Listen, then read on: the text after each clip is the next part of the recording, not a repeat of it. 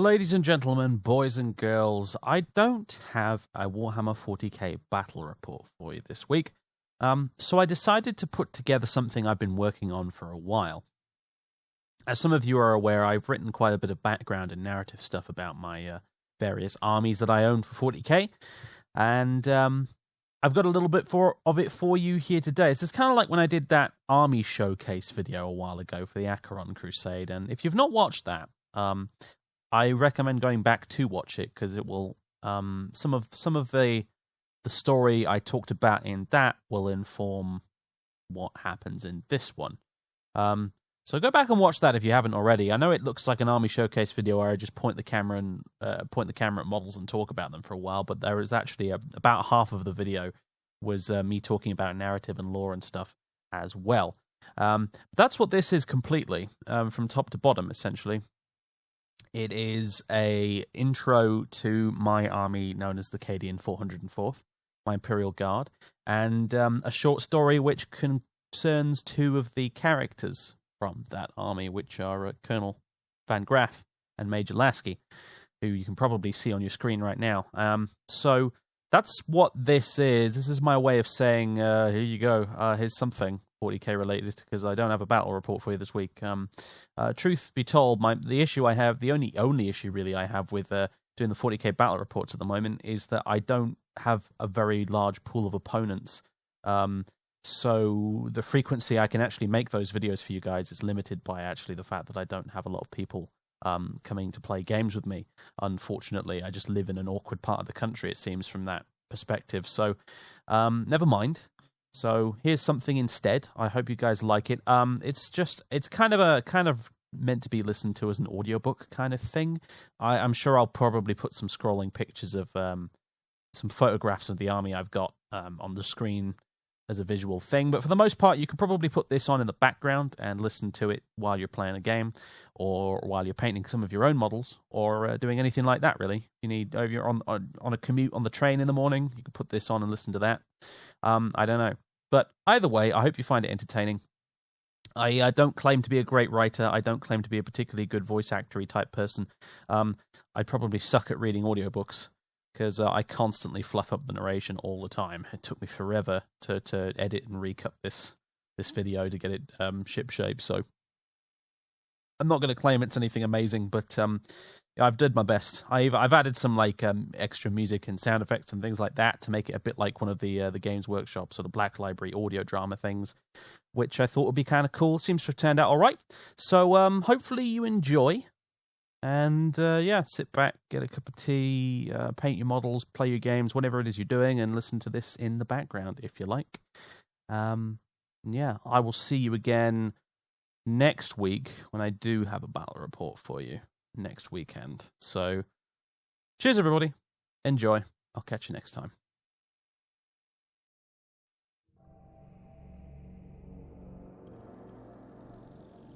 In the grim darkness of the far future, there is only war, and the overwhelming majority of those who continue to fight it are the same ones who have done so throughout the entirety of human history.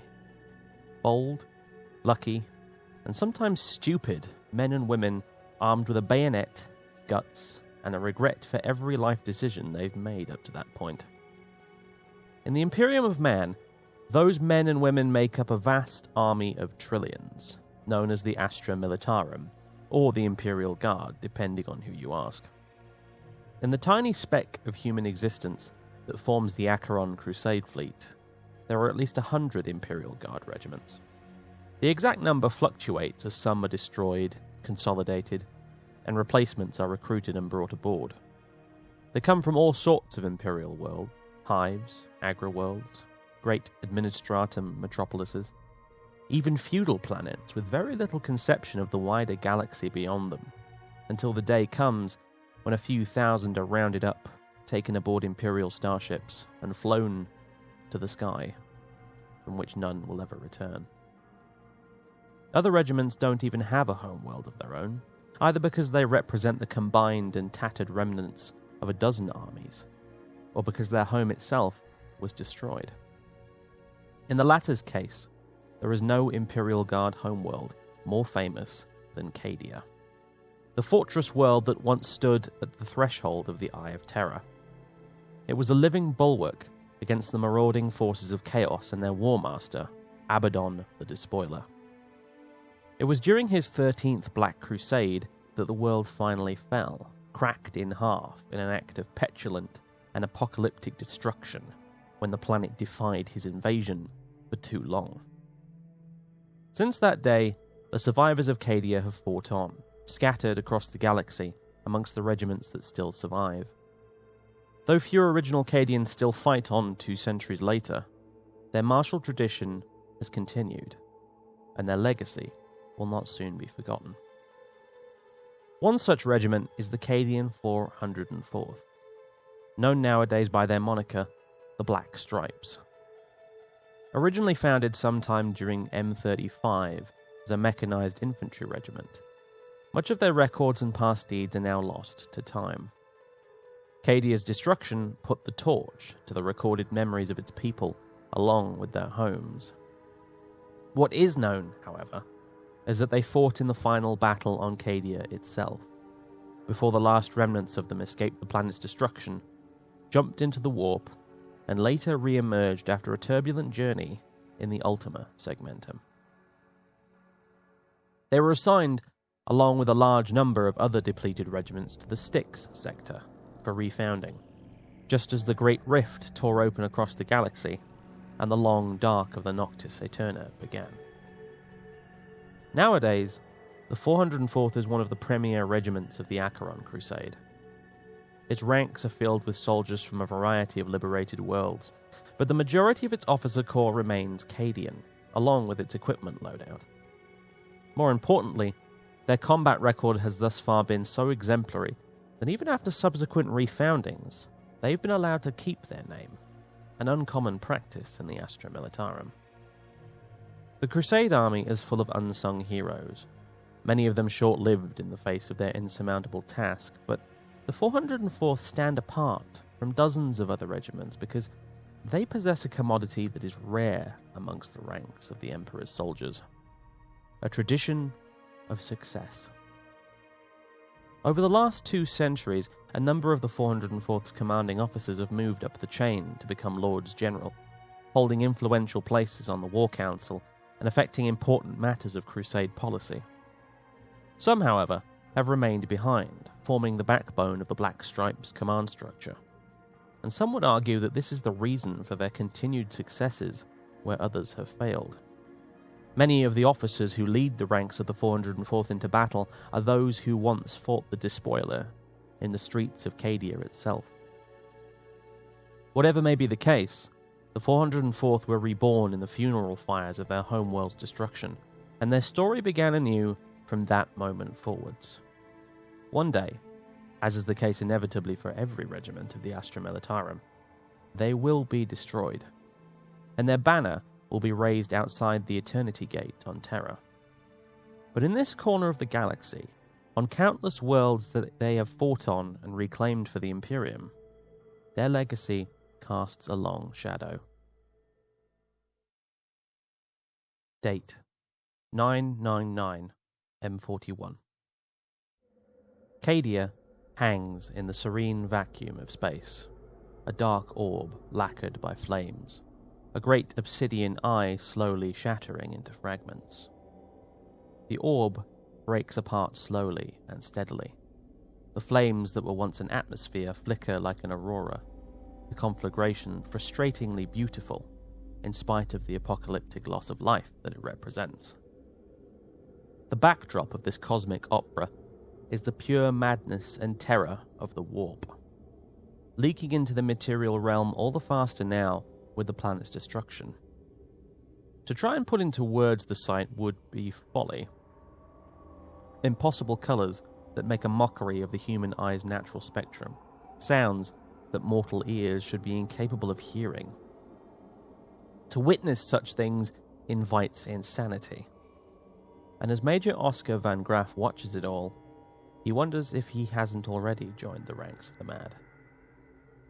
In truth, Van Graff isn't entirely sure he is awake, or even alive. His existence at present feels like a shifting, insubstantial nightmare of blinking red bulbs, klaxons, explosions, shouting and wailing. But worse than all of that, he can still hear them. The great enemy, piercing the boundaries of reality with their shrieks of triumph as the sky falls and the oceans boil. It still rattles around his head incessantly. It is the laughter of thirsting gods, and Oscar van Graff will never stop hearing it as long as he lives. He tears his gaze at long last from the viewing gallery, and consciousness seems to float back to him as the shock and the insidious tendrils of the warp coil away from his thoughts. A passing civilian in a rush smacks into his shoulder, and he spins on the spot, dazed. The man in question doesn't stop to apologize, and is gone in seconds. Van Graff reflects that, understandably, everyone is a bit beyond apologies at this point. The man might have been shot for such an offence a mere month ago.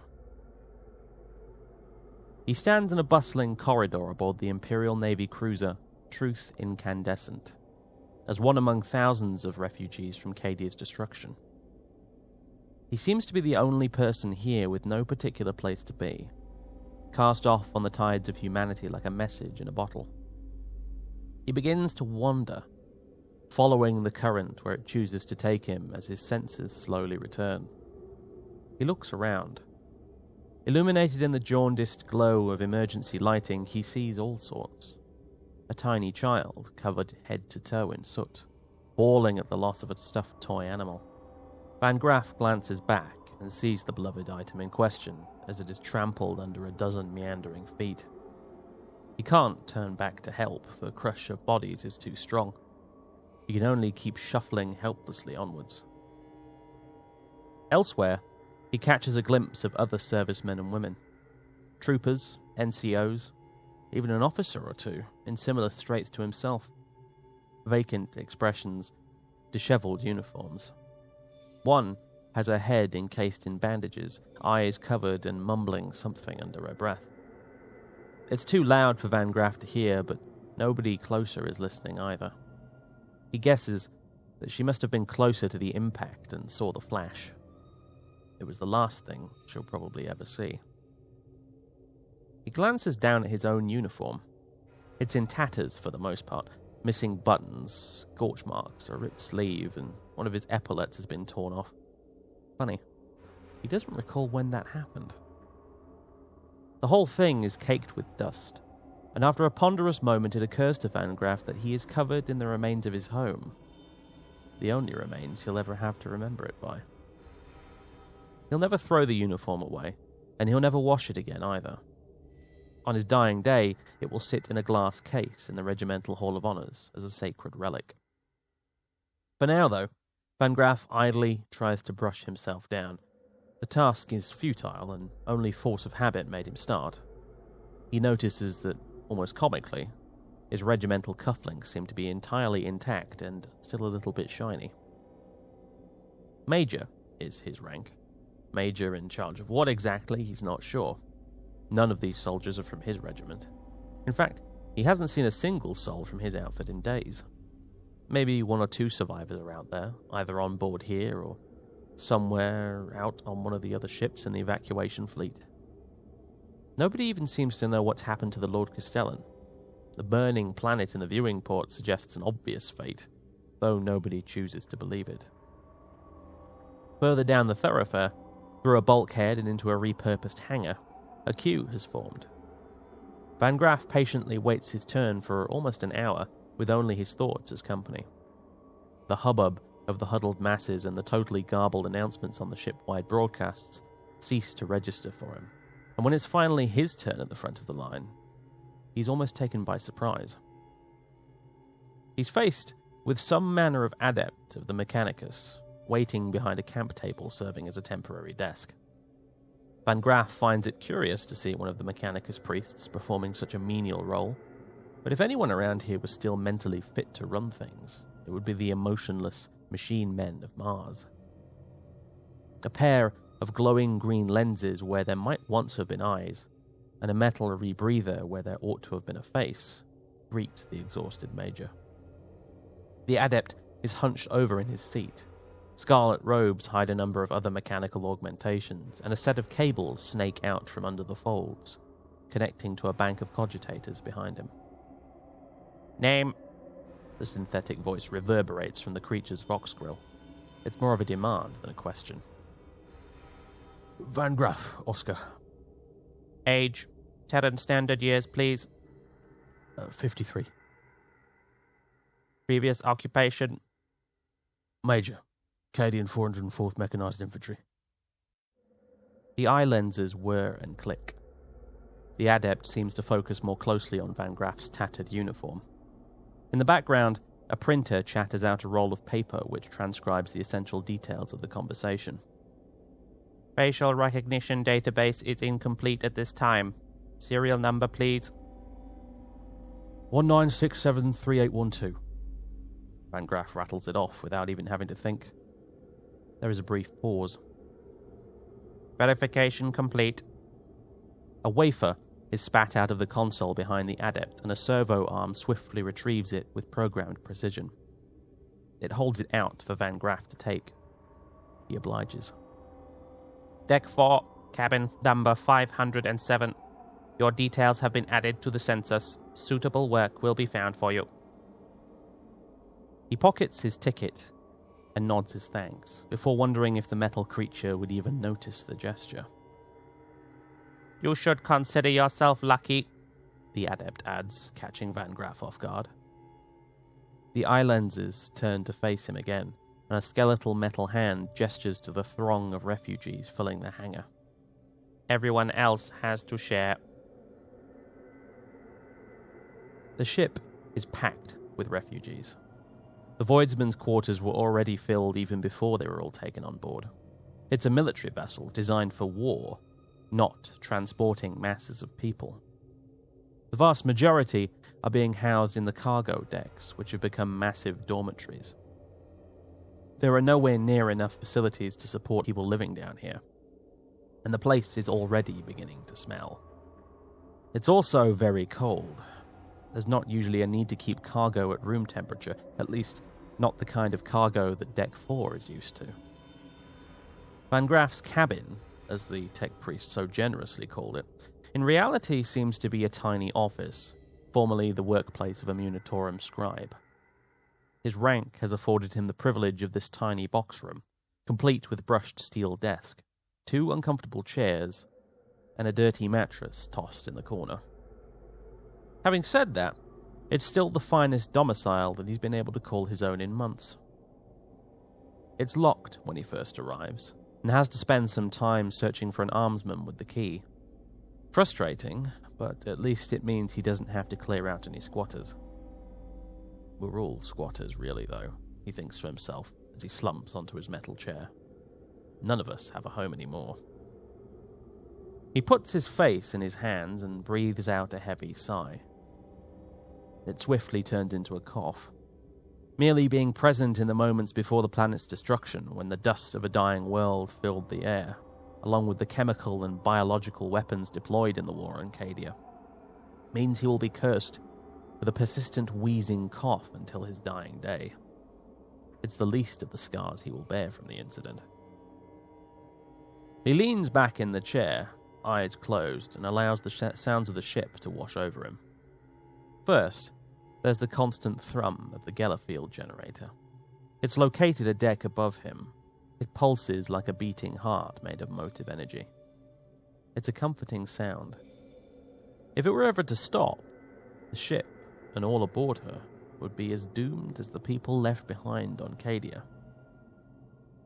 Second is the sounds of the people throughout the cargo bay outside, making the best kind of home they can in the cavernous space. There's the overall murmur of activity, but like the details of a painting, a few sounds leap out occasionally. Hysterical wailing, angry shouting either from refugees or the armsmen trying to keep order, frequently both. There is even occasional laughter, echoing from deeper within the cavernous cargo deck. At least someone survived with their sense of humor intact. Not him, though. His hands fall from his face, hanging limply by his sides. He feels exhausted. but not for much longer, he thinks, snapping out of his stupor and to his appointed task.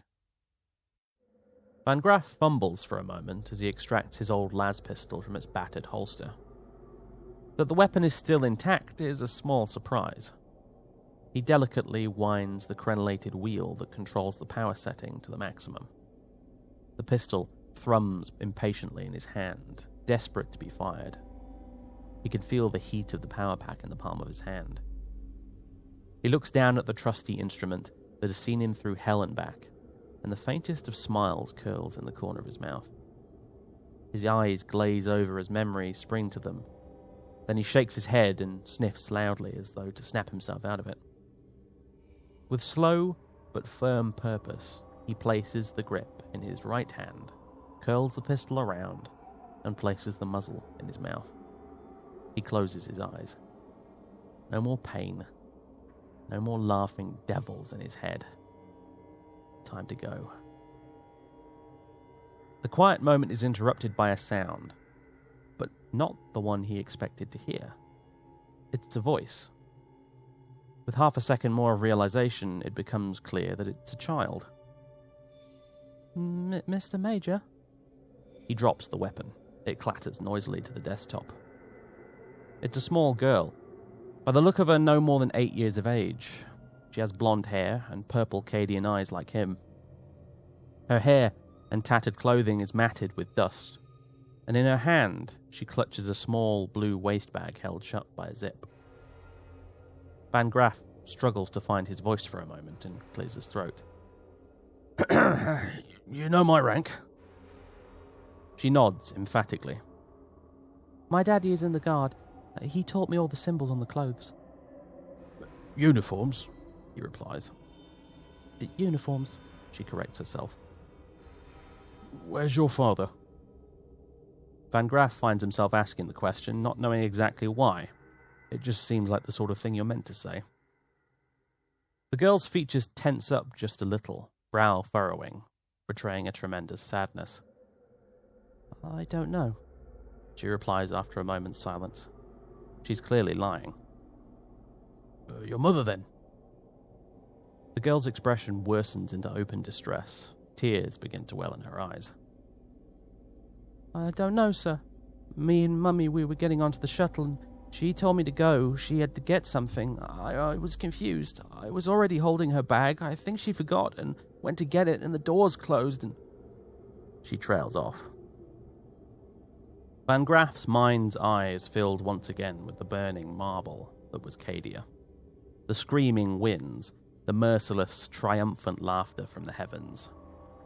Then he looks at the girl, standing there, lost for words, clutching her dead mother's little bag. He remembers his children, and then bursts into tears. The girl follows suit. Oscar Van Graff, a man who always thought he was a terrible father, beckons the girl over without a thought and gives her a hug. For a few long minutes, the old soldier and the little girl wordlessly share their misery and their grief, and their burden is lifted by just the tiniest margin. It is enough. What's your name, girl? Catherine, sir. Catherine Lasky. Van Graff breathes out a sigh that carries the entire weight of the previous 18 months of misery. He puts the las pistol back in its holster. Not today. Which Kaz are you from, Catherine? Kazalutian. Van Graff feigns a mischievous smile. Never heard of it. It wasn't that funny, but little Catherine lets out a chuckle anyway. Kazalutian was among the most famous of Cadia's fortress cities. He was born there. The child's giggling is a panacea for his wounded nerves, and for just a moment, the thirsting gods in his head fall silent. Neither of them says anything for a while, enjoying the relative silence of the cabin for a moment. Then Catherine speaks. I want to make them pay, she says quietly with a piercing glare. Van Graff has seen that kind of anger in men's eyes before, but never in the eyes of an 8-year-old girl. It scares him. Make who pay? She slowly taps a finger on her temple. and Van Graff nods stiffly. She can hear them too. We will. They'll suffer for what they've done, he offers weakly, not believing his own words for even a moment. Somewhere above them, the Gellerfield generator begins to throb with increased frequency. Van Graff can hear klaxons echoing from somewhere beyond the cargo bay. They're going into the warp. Several times in Van Graff's life, he has encountered one of those situations when he correctly guessed against all logic what was going to happen next. The first time was when he was a child, right before his grandfather informed him that his parents were both killed in a friendly fire incident on the training fields of Casomatius. Today, he realizes, approximately 3 seconds before it happens, that the Gellerfield is going to fail. The throbbing hum of the generator above cuts out abruptly. A few seconds later, lumen bulbs begin to flicker out and the cabin is plunged into darkness. Dim, red emergency lighting takes over a moment later. "What's happening?" asks Catherine. She's never been on a starship before, but even she can tell this isn't normal. Gellerfield's gone, replies Van Graff. He stands up, snatches his las pistol from its holster again, and winds the power setting down slightly before handing it to Catherine. He doesn't need to ask if she knows how to use it. All Cadian children learn how to shoot before they learn how to read and write. Instinctively, she checks the shock gauge and then looks up at him for further orders. Already a soldier at the age of 8.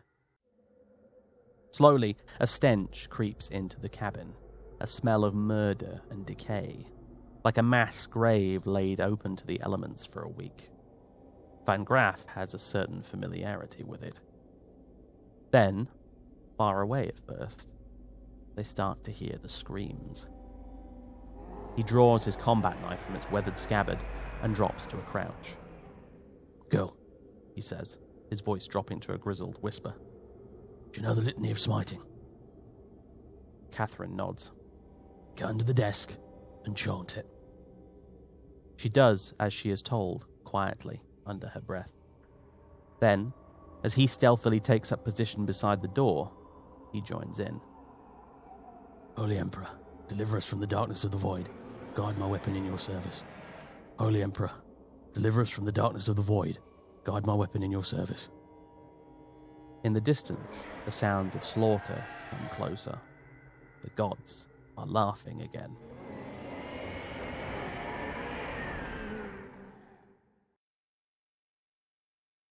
Date 095 M42.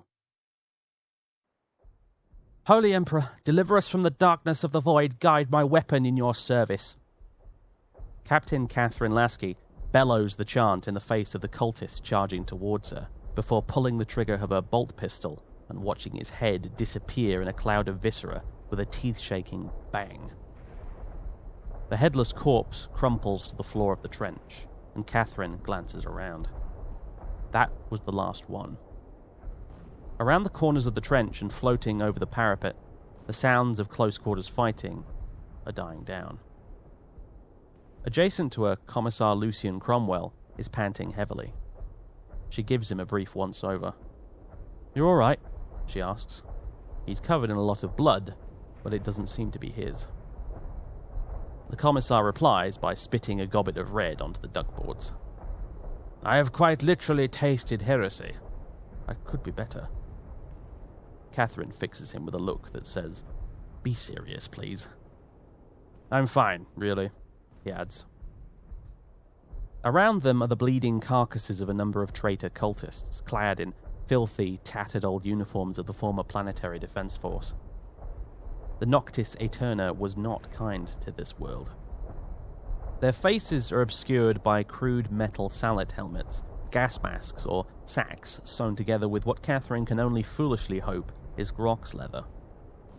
Intertwined in the remains of the melee are the other Cadian troopers that were part of her command squad. Veterans, all of them. She'd known them since before she could remember. More of Cadia's final generation dead in a channel of mud and gore. Luckily, the shock is shielding her from the grief. That comes later. Above, rain pours down from a thunderous sky whose clouds look like an angry sea. Below, muddy water thick with entrails, vermin, and shell casings laps at the ankles of the two officers. "Come on," says Catherine, turning away from the scene and walking back down the trench. "The next wave will be due any minute. We need to consolidate the line." They both head back down the trench line, passing dugouts, more dead bodies, and a section hit by a shell burst. Catherine tries not to focus too much on the contents of the crater as she makes her way through it. On the other side, they meet the remains of 2nd Platoon, wiping down bayonets, checking ammo counts, trying to ignore the screams from the wounded being tended to by the Medicae. Their faces are pictures of exhaustion, dark eye sockets, pale complexions. The men all have the scruffy beginnings of beards, though telling who is who under all the grime and mud and flak armor is difficult. Still, in spite of it all, they salute as the officers pass. She's trained them well. They won't break. Not yet. Catherine beckons over one of the mud-caked individuals scraping filth off his uniform with the flat edge of his combat knife. He's clearly taken a tumble in the river of ooze at the bottom of the trench. He's a sergeant. Not that you'd be able to tell by looking at him. "Bosovsky, what's the situation?" He offers a salute and then gets back to decaking himself as he explains. Casualties medium. Medicae's doing his best with the ones still breathing. We've lost Dotstree, Grimm, and Martinez. They're all sergeants. Losing that many NCOs in one attack is bad. She's going to have to stay here, and so is the commissar. As if on cue, Cromwell nods in the general direction of the rest of the platoon. "I shall make the rounds. See you on the other side, Major." "Cadia stands," she mutters. He responds in kind. Cromwell isn't Cadian. Neither are the hundreds of replacements drafted into the regiment these days, for that matter. But he's been around since the start. He's one of them now. He strides away through the muck, power sword drawn, bellowing litanies with the gusto of a priest at his pulpit. Catherine turns her attention back to Sergeant Bosovsky. "We have Vox." "Maybe further down the line, Mum. Apka was carrying our caster, but one of the fucking peds drowned him in the muck. The set's ruined." He jerks a thumb over his shoulder down the trench. The trooper in question is unceremoniously floating face down in the sludge along with his Voxcaster. "There's no time to go and find another," she replies. "What about signal flares? If we can get one up, our artillery might have enough time to zero in as they advance." Bosovsky shakes his head and gestures in the direction of the crater she made her way through getting here. "That used to be the stores. No flares either, Mum." Catherine is disappointed, although at this point hardly surprised. They'll have to do this the hard way, as usual. "The next wave will be incoming any second. They'll try to hit us while we're still disorganized, get past our guns, try to hack us to pieces again. Get your men squared away. I need lasguns pointed downrange 2 minutes ago." "Yes, Mum. I'll get it sorted." He sets off, barking orders, pointing up at the lip of the trench, knocking on a few helmets that aren't paying enough attention. Catherine climbs up the parapet herself, joining a few others of 2nd Squad, and reloads her pistol. The attack begins in minutes, preluded by a wall of advancing artillery fire. Catherine's handheld Auspex can't see past the disruption of the exploding shells, but she knows from experience that the Cornates are steadily moving up behind it. The bombardment itself is a chaotic mix of smoke and high explosive, the former obscuring the view forward and the latter thudding into the ground ahead, shaking the whole line with tremors and blowing hot air laced with the stink of Fleischling in their faces. Catherine offers a silent thanks to the throne that they haven't deployed gas or other forms of chemical weaponry. But that's not their way at all. The attackers want to see blood. They want skulls. Hushed voices behind the veil of her conscious mind chitter venomously, and Catherine tries to ignore it. If they want blood, she'll give it to them. The bombardment peters out in a disorganized fashion just as it reaches the trench. Any sane commander would continue the barrage and decimate the defenses, but No such accusations of sanity could ever be levelled at their enemies today. The smoke begins to clear, and dark silhouettes appear in the man-made fog.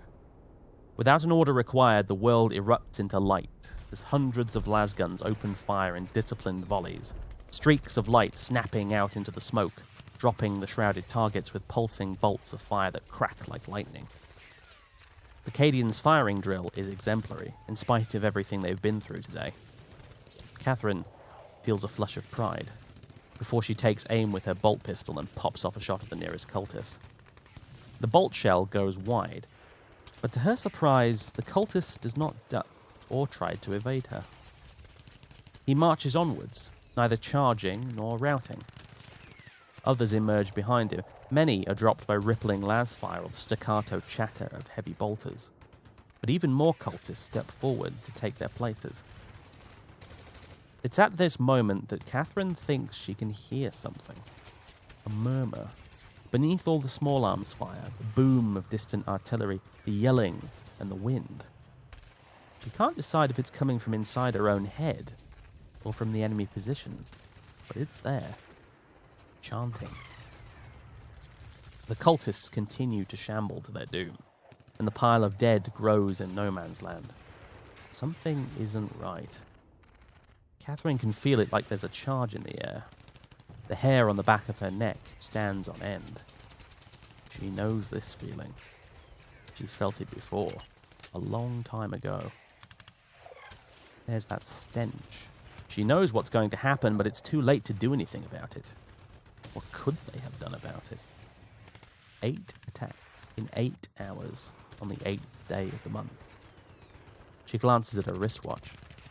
The bombardment lasted about 8 minutes. An evil presence skirting at the edges of her mind smiles with eyes lit with the expectation of slaughter. She should have seen it coming. The rain soaking everything suddenly feels very hot on her skin. It takes a moment to realize that the rain is no longer water, it's blood. She glances to her left. The troopers next to her are bathed in red, and the small river of filth down at the trench bottom has turned into a shade of crimson. They're just as startled as she is. The lasfire has died down as the defenders are lost in confusion. The great wave that has been building behind the curtain of reality crashes onto the shores of the mundane. The corpse pile of sacrificed cultists erupts in an explosion of gore, a blood tide breaking on the seawall that is the Cadian line. Catherine ducks as the boiling hot viscera spatters her position, narrowly avoiding the scalding blood. The confused screams nearby tell her not everyone was quick enough. For a second, she remains crouching behind the parapet, paralyzed with indecision and panic. Next to her, a wide-eyed trooper, also crouching as low as he can, is staring her in the face. That snaps her out of it. She's the captain. Time to act like it. She nods slowly and reassuringly at the trooper. "What's your name?" Yervin, he croaks, surprising even himself. Leonid Yervin, ma'am. His accent is unfamiliar. Not Cadian. Must be a new replacement. Catherine jerks her head upwards emphatically. "Come on, Leonid Yervin. We've got a job to do." She heaves herself up, and after a second's hesitation, Yervin follows. Waiting for them are the Neverborn. "Demons!" someone screams further down the line. He's not wrong. Where once there was a pile of corpses, now stand hunched scarlet figures with gaunt, skull-like faces and massive black horns. Creatures from humanity's oldest folklore, cloaked in rising steam and wielding huge, twisted blades of brass. Now is the moment, thinks Catherine, as she stares down the devils of her childhood. The balance is beginning to tip. Rout is all but assured. She has to place a hand on the scales. She levels her bolt pistol at the nearest monstrosity and yells as loud as she can. "Cadia stands! Make them pay!" She pulls the trigger. Seconds later, so does everyone else, and the battle becomes a blur. Gunfire, tracers, blood, smoke. A blow to the head, falling into space. It all seems to happen in the space of a second. Next thing she knows, Catherine is crawling backwards frantically through the mud. One searching arm locates her bolt pistol again. It was knocked from her grasp when the demon sent her flying to the bottom of the trench. Yervin, bayonet fixed, is ducking under the sweeping attacks of the monstrosity with its massive two-handed sword. She raises the pistol, and when an opening presents itself, pulls the trigger at the abomination. The weapon clicks pathetically. The magazine is spent. Catherine swears and throws aside the empty weapon in frustration. A moment later, the demon's sword finally connects, and Yervin, minus his head, crumples down into the trench before her. By the time she scrambled to her feet, the demon is standing there, serpent tongue tasting the air, eyes like white-hot metal boring into her. Nowhere to run now. She draws her power sword. The pair stare at each other, warily, for a moment that seems to last an age. And then the demon, with something she could almost describe as a derisive snort, charges. It's fast. So fast. The massive weapon it carries strikes again and again, moving so quickly she can't exploit an opening with each parry. The attacks are brutal and complicated, like a woodsman hacking at a tree with his axe, but they're extremely quick, and the demon resets its guard in an instant after making the swing. With each clash of blades, Catherine is forced to keep moving backwards, and in this treacherous terrain, simply losing enough ground could be enough to end her. At least she's keeping the demon's anger at bay. She can feel its presence in her mind, mocking her, goading her with basic, primal thought rather than words. Attack! Slash! Hack! Destroy! Blood! Blood! Blood! The creature swings again, but this time, due to a miscalculation, a skilled parry on her part, or simply good fortune, its blade becomes lodged in the duckboards on the wall of the trench. Now is her opening. She barrels forward in a full-body tackle. The lightning-fast abomination pulls its blade free as she makes her move and swings, but it doesn't seem to connect. Catherine lands a solid blow on the hunched devil with her shoulder, and the beast, while strong, is also thinly built and caught by surprise to boot. It loses its footing and tumbles backwards. She aims a kick squarely at its sword arm, and it drops the weapon with a grunt. She can finish him. She aims a strike with her sword directly at its bulbous head, but the swing doesn't come. A millisecond of utter confusion gives way to a creeping, horrible thought that cuts at her like a knife. She glances left, almost regretting the decision as she does it. She no longer has a sword arm at all.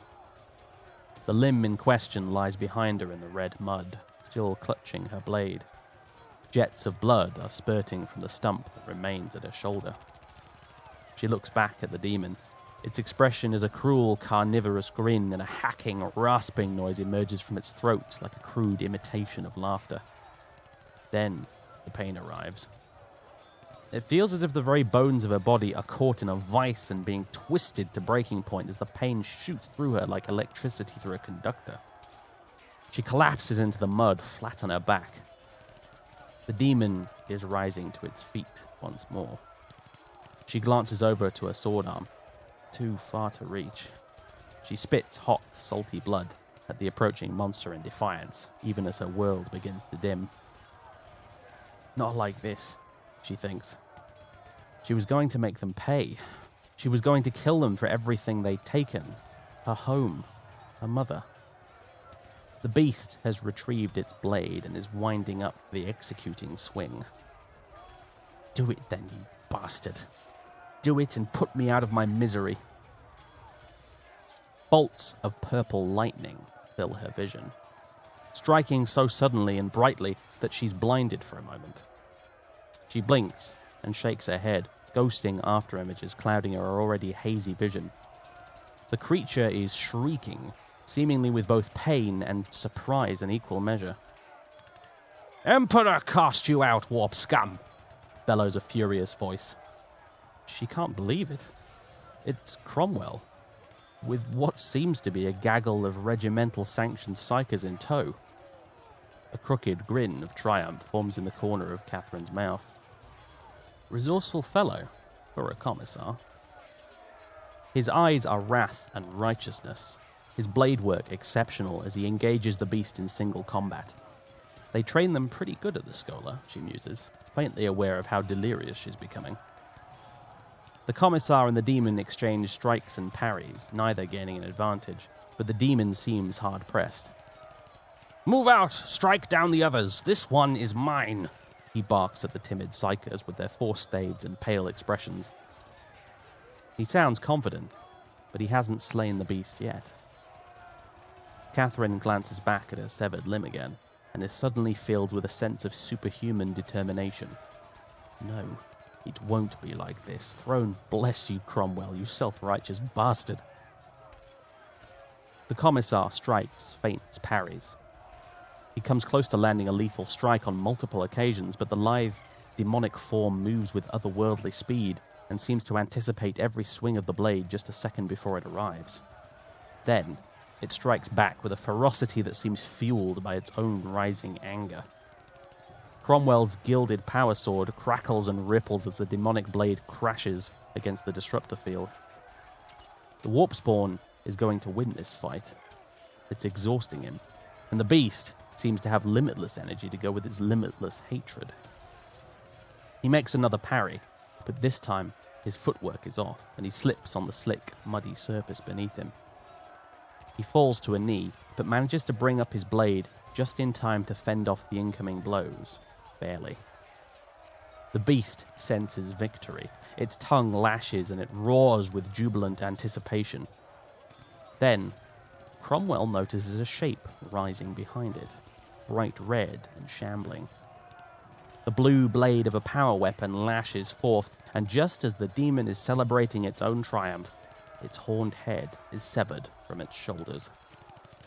Its corporeal form collapses, and then seems to liquefy, splashing to the floor, spattering hot blood all over the commissar.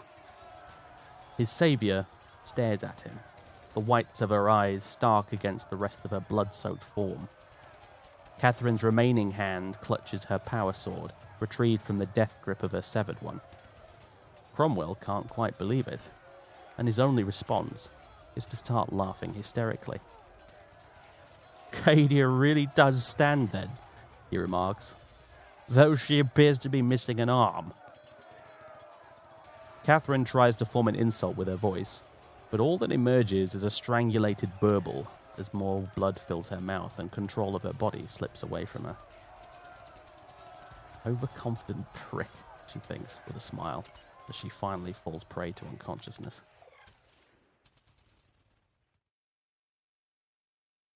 Date 096M42. The mechanical hand flexes its fingers without her even having to think about it. It's unsettling in the extreme. She moves the entire arm around, testing the metal joints with precision. She keeps doing that. The novelty has yet to wear off. Her body had only just gotten used to her arm's absence when the new one was grafted on in its place. It's one thing to move a real arm of flesh and blood with mere subconscious thought, but to see a machine respond to that kind of impulse had an inherent wrongness to it. The augmentation itself is of the very highest quality.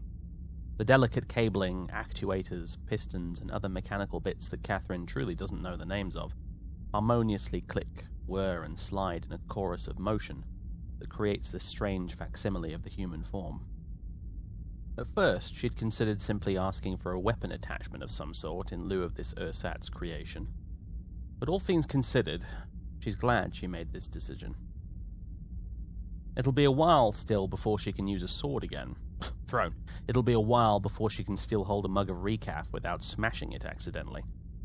But the tech adept responsible for her augmetics assured her that she would acclimatize quickly, in between his repeated rambling about the weakness of the flesh and the strength of the machine.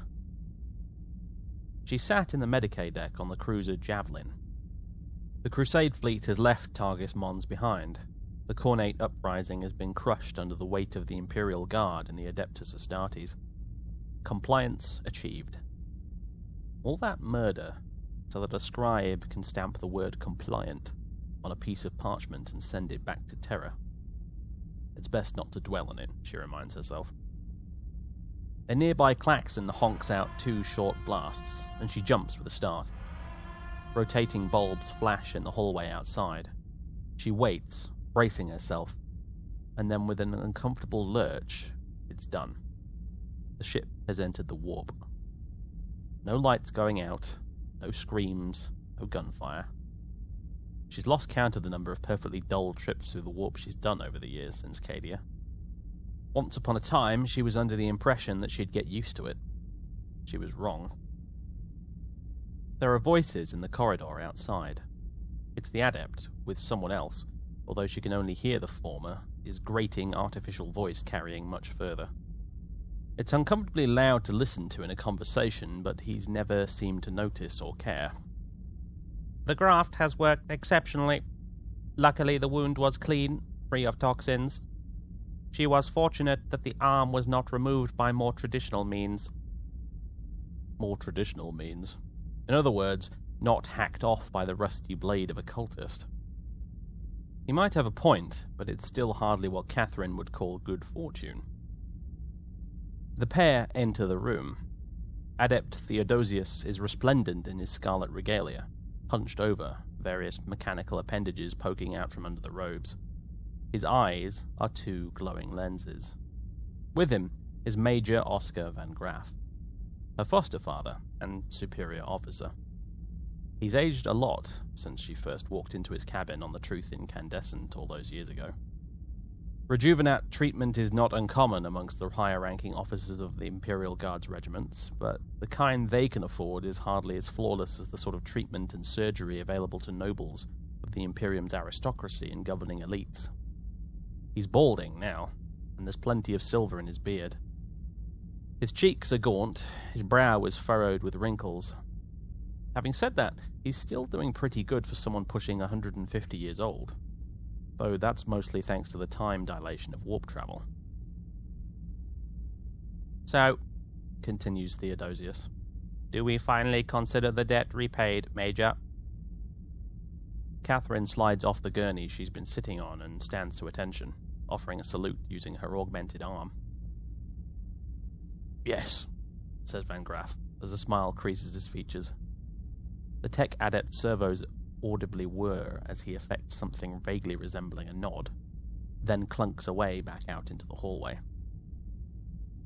At ease, Major, says Van Graff. Good to see you. Catherine relaxes and looks down at her arm. There's less of me to see these days, she mumbles. Nothing at all left of Trooper Yervin, though, she thinks to herself. The bolt pistol that failed to save his life is still sat in her holster. How have you been? Asks the Major. An absurd question. She could tell him that seeing him walk brazenly into the room after not having spoken to her for a year is something of a shock. She could tell him that the new medal pinned to her tunic fills her with guilt every time she sees it in the mirror. She could tell him that when she closes her eyes to try and sleep at night, she hears the rasping laugh of the demon as loud as if it were back in the trench. She could tell him that every time the ship jumps into the warp, her wound begins to sing with pain. I'm fine, she says. Yourself? In need of a drink? You're always in need of a drink. It's part of the job, he retorts with a scratchy chuckle. He has a voice like sawdust and crunching gravel, ruined from a century of yelling orders. Catherine's own vocal cords aren't that far behind him. You'd spend 5 hours a day with our esteemed superiors, butting heads in council meetings, and tell me you don't need to neck a bottle of Amersec by the end, he grumbles. A thin smile crosses Catherine's face. That bad, then? That bad. He pulls up a nearby chair and collapses into it with a grunt. His knees aren't what they once were, as he often points out. He takes off his cap and scratches his bare scalp. The overall gist is that the Guard argues with the Astartes, the Navy argues with the Guard, The Mechanicus argues with all of them, and the entire time that big golden bastard, Heracles, watches with that smug look on his face, making occasional jabs at everyone else involved. Shield Captain Heracles of the Adeptus Custodes, avatar of the God Emperor's will, you mean? She says with a raised eyebrow. Yes, he replies. Who also just happens to be big, covered in gold, and a bit of a bastard. She decides to change the subject. What was that about a debt? That part of the earlier conversation hasn't slipped her by. Ancient history now, that, he explains. She waits patiently for him to continue, and he does, after a pause, realizing her curiosity is far from satisfied. I first met Theodosius after Cadia fell. He assigned me to my cabin on board the Truth Incandescent. I met him again during the battle on board. Saved him from a warp creature. You were there. Catherine is momentarily stunned. Her memories of that day are hazy at best, willfully blocked out at worst. I've met him before, as a child. Van Graff nods sagely. He never mentioned it once. The whole time he was working on my new arm, not a word about it. She flexes her metal fingers into a fist and then open again, repeatedly, anxiously. A habit that has begun to form. I suppose Theo didn't think it was relevant to the work. You know how their machine minds work. Don't call him Theo, by the way, he hates that. He grins wolfishly, crooked teeth bared. I imagine our little dad has been a blinking tick box somewhere in that cogitator he calls a brain, and he's been itching to cross it off for years. You don't know how many times he's offered to make improvements to my anatomy as recompense. He glances at Catherine's new arm and adds hastily, Not that yours isn't an improvement, of course. A 100% improvement, technically, she observes dryly. How is it settled now, then? You're no more machine than when I last saw you. His gaze darts away from her to the floor. I asked him to fix you up instead and consider the debt paid. He's a master of his craft, whatever we might think of him. I've seen Astartes with more primitive replacements than the one he's made for you. She doesn't know what to say. On the one hand, she resents him making that decision for her. She's an Emperor-damned captain in the Imperial Guard. She ought to at least have a say, even if he is technically her commanding officer. On the other hand, having two arms is simply better than one. Thanks, then, she replies. You earned it, Cap. You fought and bled in the mud with your troopers. You held the line. That's the Cadian way. He hesitates for a second. I'm very proud of you. She doesn't feel very proud of herself, but a compliment is a compliment. She forces a smile, although she thinks it might have come across as a grimace. There's one more thing. I've been promoted. I'm taking over command of the regiment now that Roth's moved up the chain. Congratulations, says Catherine, with a smile that's a degree more genuine this time. Van Graff nods his thanks, but continues.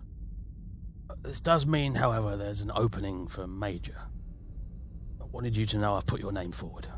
After recent events, I don't think there'll be much argument against it. Muted by surprise, she's unable to respond before he rises from the chair with a bovine groan and puts his officer's cap back on his head. We'll talk more later. Like I said, it's good to see you. Anyway, I'm in late as it is for another war council meeting. Need to up too before someone sells the regiment down the river without me there to protest about it. Catherine nods. Have fun.